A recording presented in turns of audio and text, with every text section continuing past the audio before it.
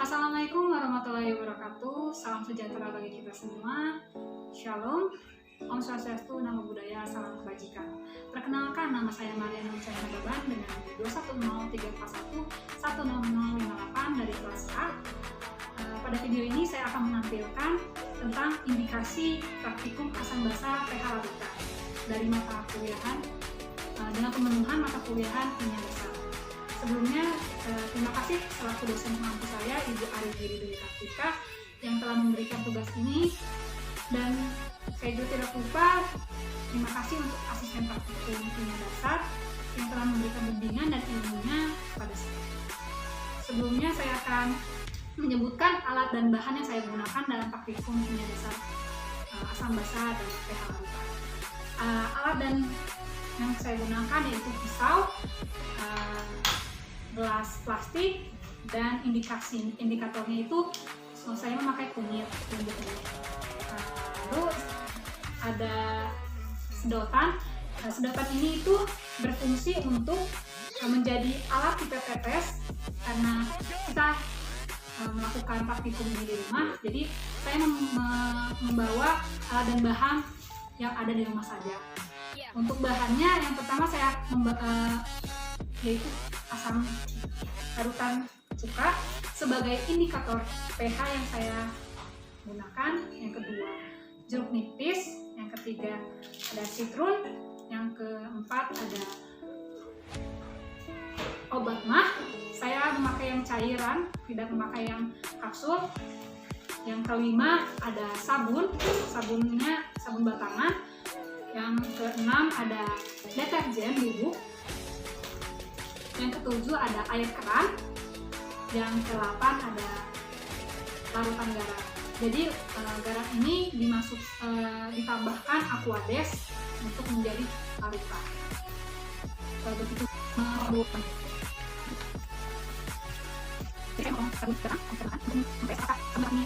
masuk ke dalam wadah plastik. Wadah ini sebagai dari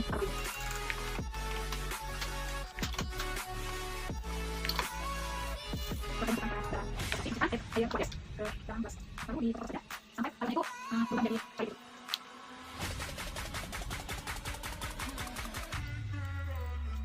Lakukan air tambah saja. Lalu yang ini saya lakukan sebagai bahaya.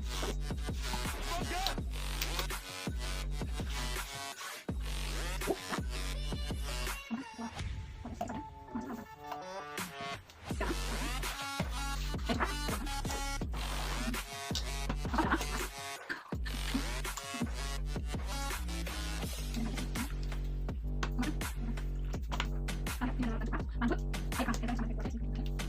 Jadi setelah ini kita tinggalkan.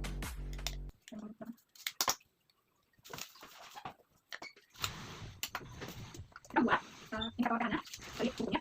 Buatkan dengan gelas plastik. Jadi kita buatkan dari tubuhnya untuk gelas nonton video ini. Lalu tambahkan indikator ini sama aquades.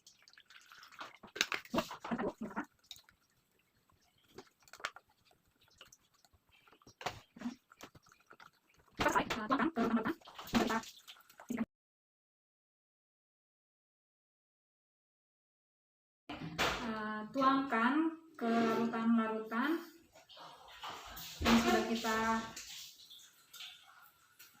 sisihkan ini dari larutan garam. Ini larutan garam, kita masukkan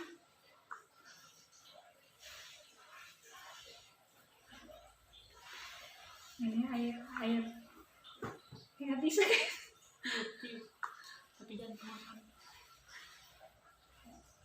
Ini ya sudah kita masukkan. Ada kita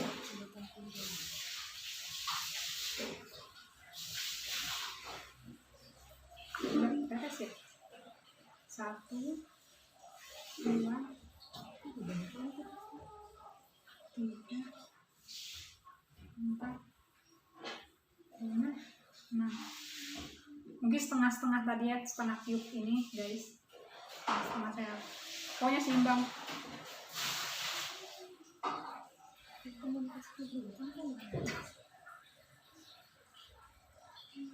dituangkan. Kebanyakan. Gak apa-apa guys.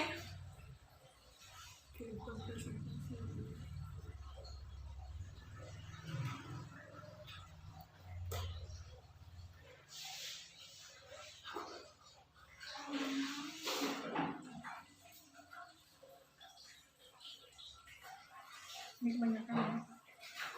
Jadi seimbang aja ya guys.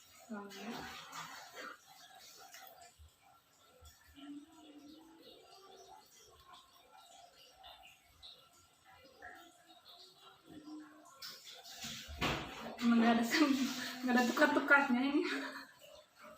Kebanyakan nanti. Sudah ya guys, ini sudah kita masukkan kunyit.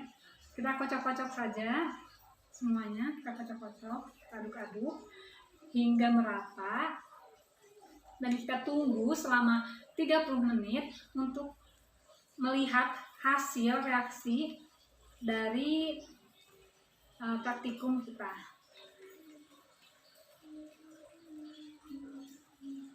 Sudah mulai kayak ada perubahan ya. Oke. Aduk-aduk.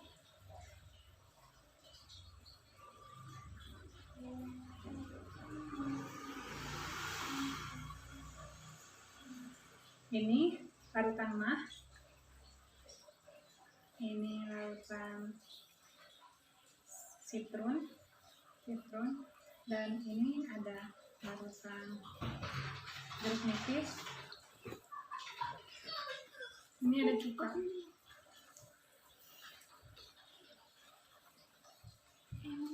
Kita tunggu selama 30 menit dan untuk menghasilkan perubahan warna dari larutan. Setelah kita menunggu selama 30 menit, kita bisa melihat perubahan warna pada larutan yang telah diuji. Yang pertama cuka, deterjen, dan sitrun memiliki warna cerah, di mana melambangkan larutan ini merupakan senyawa asam. Lalu ada air sabun, obat mah, dan deterjen itu memiliki warna yang keruh, di mana ini melambangkan bahwa larutan ini memiliki senyawa basa. Lalu ada larutan garam dan larutan air keran yang memiliki berbeda dengan air cuka. Yang air cuka ini kan memiliki senyawa asam dan ini netral. Jadi larutan garam dan air keran itu memiliki senyawa netral.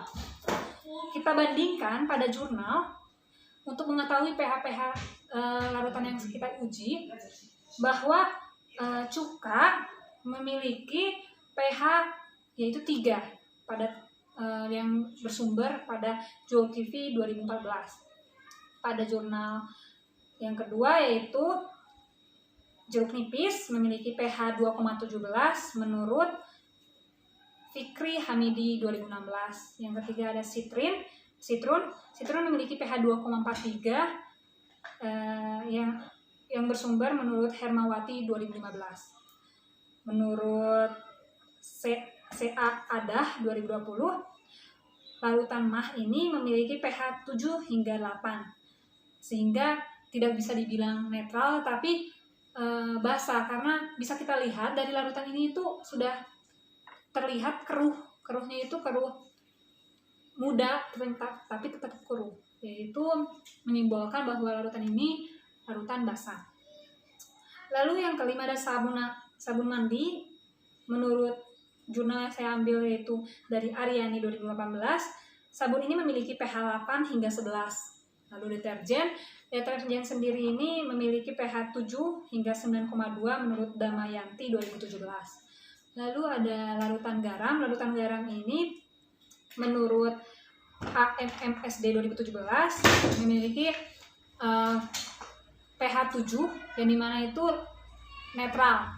Lalu air keran menurut Sugeng dan Sular 2019, pH air keran itu memiliki 7. Dari semua ini itu bisa kita simpulkan bahwa cuka, jeruk nipis, sitrun, memiliki kandungan asam, basa, dan netral. Bisa dilihat ini, bisa kita pisahkan. Untuk asam sendiri ini semakin bening, dia semakin asamnya asam kuat, dan ini lemah karena sitrun ini jeruk nipis ini memiliki pH yang rendah. Lalu basa ini semakin gelap, keruh, dia semakin basa kuat senyawanya.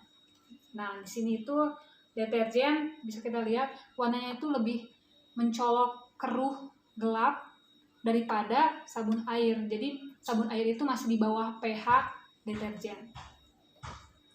Kesimpulan yang bisa saya berikan yaitu berbicara mengenai pH itu memiliki 0 hingga 14. Di mana pH yang memiliki kurang dari 7 merupakan larutan asam, pH yang lebih dari 7 merupakan larutan basa, dan pH yang memiliki pH 7 yaitu netral. Suatu larutan yang diuji menggunakan indikator alami seperti kunyit ini hanya bisa memberikan kita pengetahuan bahwa larutan itu asam atau basa, tidak memberikan kita jawaban apakah pH tersebut misalnya pH tersebut 7 atau apa. Jadi tidak menspesifikasikan berapa pH tersebut, tapi kita hanya mengetahui apakah larutan tersebut asam atau basa. Lalu dari indikator alami ini bisa kita lihat bahwa dari kunyit ini bisa mengalami perubahan warna. Nah, lalu pengujiannya itu bermanfaat untuk memperoleh prinsip kerja asam dan basa dengan guna pengendalian kualitas suatu produk farmasi, kosmetik, makanan, atau bahan-bahan produk rumah tangga. Mungkin dari saya sekian yang bisa saya tampilkan dari video praktikum asam basa pH larutan. Mohon maaf bila ada kesalahan dari awal video hingga akhir. Sekian dari saya. Wassalamualaikum warahmatullahi wabarakatuh. Terima kasih.